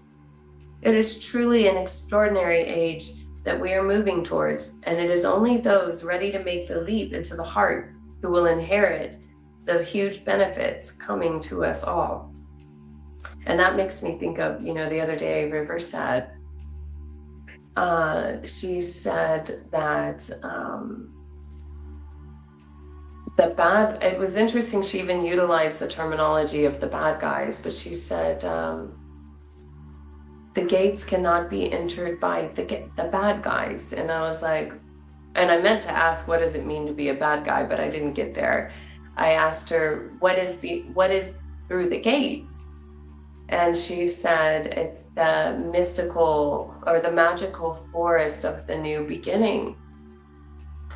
And the heart is the gate, you know, the heart is, and you cannot fake a pure fucking heart. You just can't. It's trying to be done out there. We all need to have discernment a little more about it. You know, we really, people can say all the right things, but you got to feel that shit. I'm looking for realness. I'm looking for realness, and I'm looking for humility. And I'm not talking about humility that gets ran over or taken advantage of, because there's still authority. You know, authority is required, because sometimes we need to say stuff, right? It's not passive in the way that you just let shit go and you let things override. And like, there are times when we need to say something. That's what a dragon mother does, you know? And so let's go to the final thing here.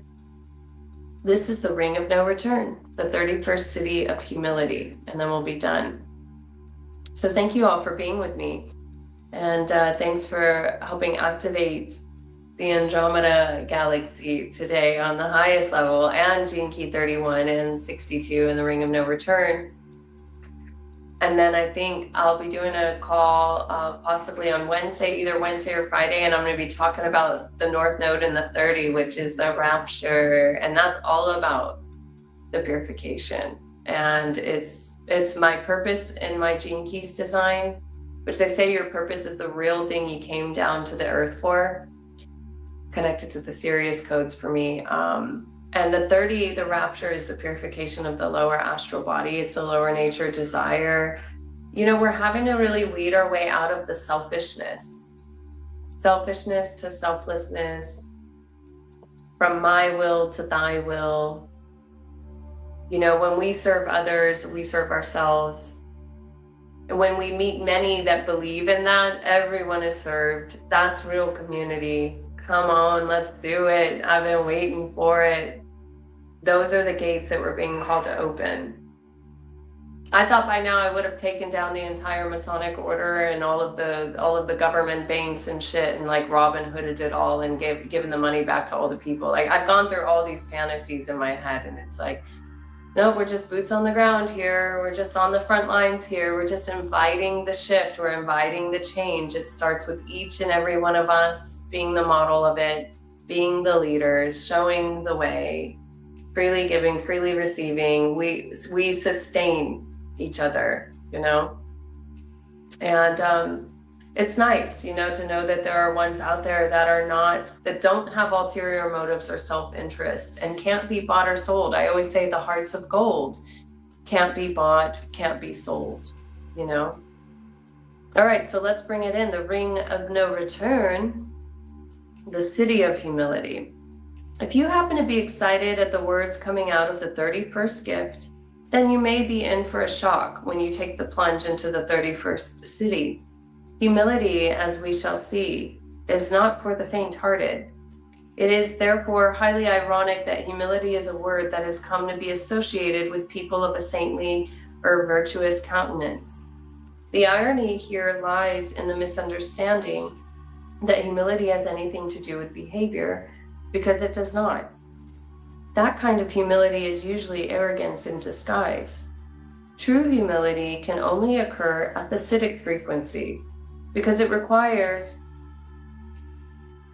oh shit, are you ready? Humility requires the complete obliteration of your individuality. That's the gate of the city. The words humility and arrogance reflect a behavioral duality found in human beings, but they are also words with a highly moralistic charge. At the Siddhic level, all such morality is finished because your separation from existence is finished. If we look even more deeply into these two words, we can see that one, arrogance, represents an archetypal male characteristic, and the other, humility, represents an archetypal female characteristic. Such terms describe the universal polarity of beings rather than descriptions specific to men and women. One could even say that all energy behaves in an arrogant, probing way, whereas all matter is humble and submissive. Looking at life forms in this way without any morality allows both expressions their own integrity and beauty. It is in this sense that the 31st city is called humble because, like the feminine pole, it represents non-existence. Out of non-existence, existence is born. Because the human intellect cannot transcend language at this level, we're using language of the duality to express something that lies beyond the duality. The feminine pole comes the closest to describing this transcendence. To the 31st city, there is no longer the possibility of achieving anything independently from life. Thus, many human words and expressions cease to have real meaning. If a human being behaves in what others describe as an arrogant manner, the 31st city simply cannot comprehend this. To the 31st city, all behavior is seen as impersonal manifestations of the totality. And there's no such concept as an independent doer. This is what arrogance really means. You misidentify with your individuality and assume you have power over life. Arrogance is really concerned with what others think, whereas humility truly doesn't care. This is why arrogance always tries to be humble. However, to be truly humble, you wouldn't mind others thinking you were arrogant. If this is giving you a headache, then this is what the acidic frequency always does to the intellect. It's always a paradox for sure. Someone outside its sphere cannot possibly understand the 31st city. It is just too simple for the poor human mind, and it is deeply disturbing to human concepts of morality. The 31st city has exceeded all concepts involving levels and movement, and even the need for being in the heart. There's no need to be anywhere or do anything other than what you're doing. True humility arises from the truth you cannot ever do anything wrong. Consciousness is enjoying its gain through your life. No matter what you believe, achieve, or do, it is not you attaining it because you're the great illusion. The person manifesting the 31st city does not even see human beings as divided into those who are awake and those who are asleep. There's no such thing as being enlightened or unenlightened to such a person. If there were, that would assume the existence of separate beings rather than the reality of one unbroken chain of consciousness. Because the 31st city is truly humble, it has no agenda. It's not necessarily interested in freeing people from their illusions, even though it may unwittingly do so. Such a being realizes that it is not possible to influence anyone in the world. It doesn't matter what such a person does in life, they are content to leave the world exactly as it is. Nonetheless, such a person still carries the same genetic coding that requires they speak from the cutting edge of consciousness. The only difference between the gift and the city is that the gift level still identifies with evolution. They're still caught up in the game, even though it is at a level beyond fear. The 31st city says whatever it must say, knowing that the words come from the collective and go back into the collective. It's not concerned with the effects of its words because it has no concept of words conveying any real meaning. The 31st city is rooted in the ancient tradition of the oracle. The oracle is simply a voice box for the divine. It speaks without being attached or even interested in what it says. Whatever the oracle says is perfect, and its translation is also perfect. Words and language can be interpreted in so many different ways. This mysteriously named codon, the ring of no return, refers to the great initiatic leap from the fourth causal body into the fifth ludic body. See the 22nd gene key for further details. Once the sleep in consciousness has been made, there's no possibility of return because your identity or ego will be erased. With your identity go all language and all words, concepts, facts, and names.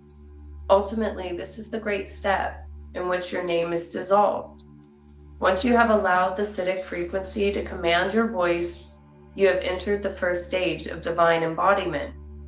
From this moment onward, whenever you use the word I, it's the voice of divinity itself speaking. Such speech is pure transmission. It uses words to indicate the path beyond words, and that is the beauty of its paradox. So that's Gene Key 31. And that's why we're bringing in Andromeda, because Andromeda is M31. And thank you all for being with me today. I'm trying to keep these under 2 hours. And yeah, I invite you, if you want to do some personal calls, personal work, it's all by donation, opening up those gates. If you don't want to do a session, but you want to contribute to the work that I'm doing, I'm super open and very grateful to receive it. Just message me privately. And yeah, let's have some fun. Let's get in some nature. Let's clean our bodies. It is a time of purification, purify our mind, do some fasting from tech, do some fasting from foods, do some fastings from those guilty pleasures that are the things that get you sometimes, like, don't get me wrong. I've been in the divine indulgence and I'm all about that. I have ecstasy as my attraction sphere. I'm all about that ecstasy, that ecstatic feeling, that enjoyment in all things. And then like lately I've been put on a path where I'm like, clean yourself, clean your thoughts, clean your patterns, put your tobacco pipe down, put the coffee down. Even for me, like basically I've just been eating mostly raw, a little cooked lentils, sometimes some rice. And like, I still like to eat pasta. And it's kind of a normal part of our weekly whatever. And oh, I love you too, sister. Thank you. Purple hearts. And but like, no, I feel my body being like, I want to go buy pasta. I want to go get pasta. I want to make pasta. And it's like, there's something in me that's going, no. Food with no barcodes. That's what you said. That's what you said. So if you say it, are you doing it? And I'm like, oh my God, I've been saying these things for a long time, but there were like just a couple little things that like I was still making exceptions for. And now I'm getting into like, we're just eating the bananas that grow abundantly here in our natural environment. We have a ton of citrus. And so every day I've been I have my coffee pot. Now it doesn't make coffee. I put the hot water through it, and I have lemon and lemon peel, or just whatever I have. If I have a nice tea, I'll put it in there. I don't have any of those things right now, but we're just utilizing the fruits of the land, like whatever is growing around us, whatever we can go pull from a tree. We have mamachinos, rambutans, growing right now. And it's like, it's a simple life. And it's a purification path. And it's a path that I've been called to and to speak of. And now I understand why. When I pulled up the transits the other day and I saw that the North Node had shifted from the 55, which is the gene key of freedom, it's the prophecy code, to the 30 of rapture, which is my purpose. I was like, oh shit, no wonder. As in a way, sometimes maybe my arrogance is that I think I'm already all purified, and there's my shadow, there's my arrogance that I'm all clean, that I'm all pure. And then it's like, oh yeah, can you do it a little more? Because you get a little comfortable, it's like, I'm talking about purity and crystalline and light body, but then, I might have this or that. It's like, okay, where am I going? What is important to me? What do I want to play with here? What do I want to navigate here? And then there's this thing in my mind, it's like, but the whole world's still eating French fries. And actually I do still like some potato hash browns, but I'm cooking at the house, I don't really go out so much and ever. And so we really are food without barcodes, and just like practicing what we preach, embodying it. And I'm not saying there's not a time to have a little treat. If we get invited to a birthday party and there's some cake, it could be that wild ass fake cake. It's like we might have a little bite.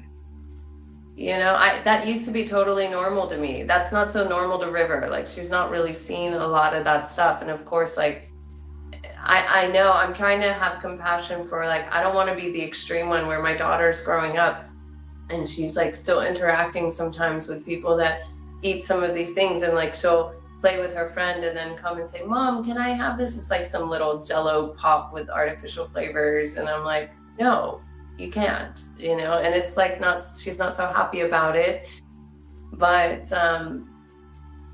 you know, I don't want to make exceptions for her. I don't want to just give her whatever she wants. I really know what's going on in these foods. I understand so deeply the poisonous nature of them. And so we can share posts about it, we can get angry about it, we can talk about it, but like, are we walking the walk and not just talking the talk? And that is leadership, you know? So thank you all. I'm understanding where you're coming from, sister. Looking forward to meeting you in person, sister. Beautiful, the fruits of the lands. Much love to all of you. Have a beautiful day on the white solar dog. It's a day of service, love, compassion, empathy. Yeah, and then what is tomorrow? Yeah, so we're on Kin 230 today. Tomorrow is monkey.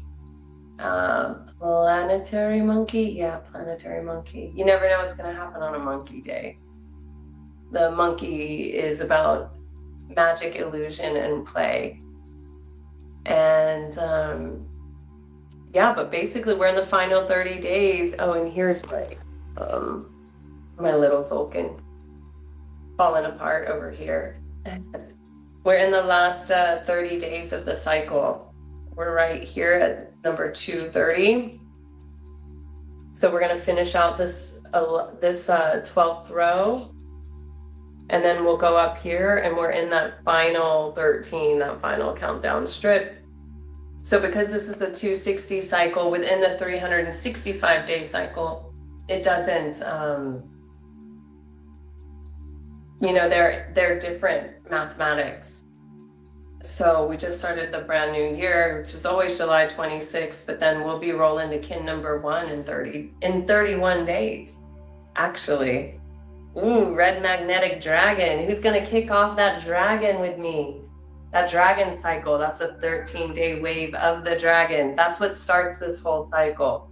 It's red magnetic dragon up here, and so the first 13 days of this whole strip. You know, it's crazy. I conceived River on red magnetic dragon.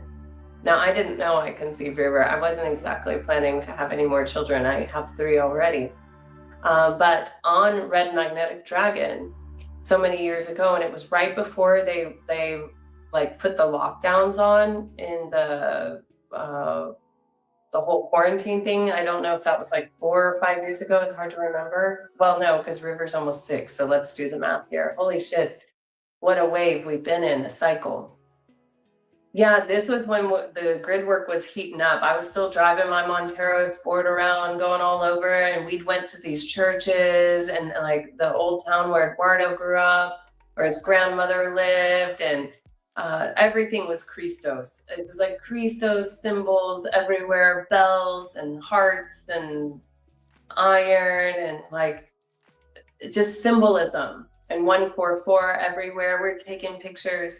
It felt like we were on a real galactic adventure. Basically, every day feels like that now. Every day is like that. That's why I'm always like, oh, let's see what galactic adventures we can get into today. Who's coming into the field today? But anyways, I ended up conceiving River on that day. And then she was born on, and they say this is like a 9-month birth cycle, right? 260 days is around 9 months. She was born on kin 21. So I was pregnant this whole 260-day cycle and plus 21 days. So 281 days from conception to birth. But it's very interesting and fun to know, to play in this dimensional realm. It's not for everyone, but actually, and you can check out, so my friend Marcus just, that produces this video, he just did one about the galactic news, and you're welcome to watch that video. I made a post of it yesterday on my page, and I put the thing in the comments, because I notice sometimes if you just put the YouTube, it doesn't really get that many action likes or whatever, or maybe it doesn't even pop up in the algorithms. And there's an interesting thing in there because I always have my crystal here, but in that particular moment of the crystal, it literally looked like I saw it as a white tiger. It was like there was a being's face inside it. I was like I don't believe you could ever replicate it again, but I'm trying to play with it and see. But anyway, so my friend Rhonda, she really breaks down like the intro to the wave, or the intro to the Galactic Maya on that video, and there's some other things on there, so you can check that out if you feel called. And yeah, we'll see y'all on the next one. Much love to everyone. Talk to you soon. Thank you, Marcus. Thank you, everyone.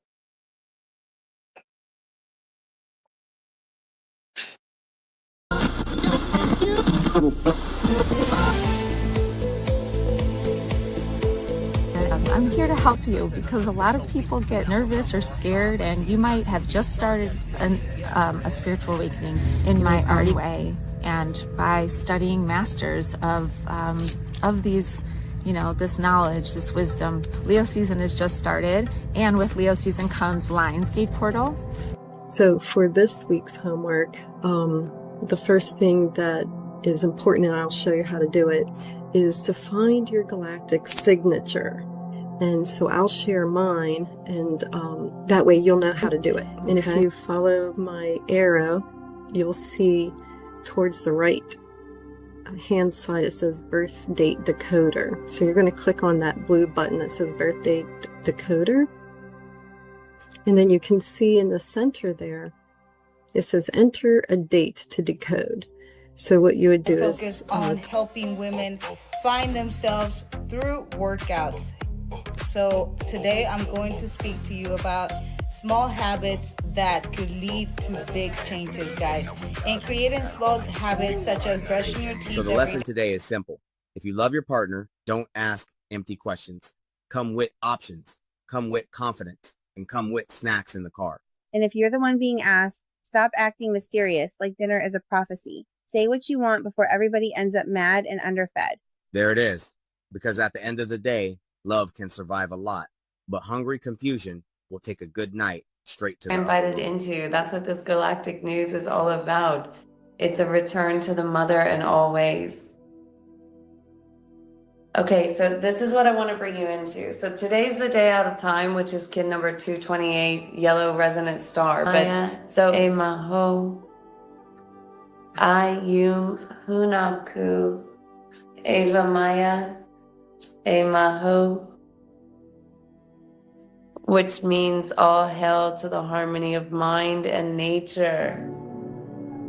And then also having a dysregulated emotional and nervous system.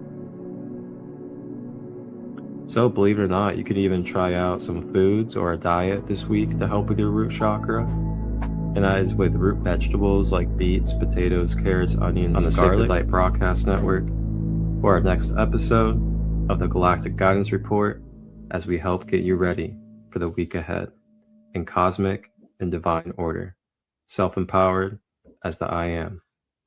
Thank you for sharing this unified space.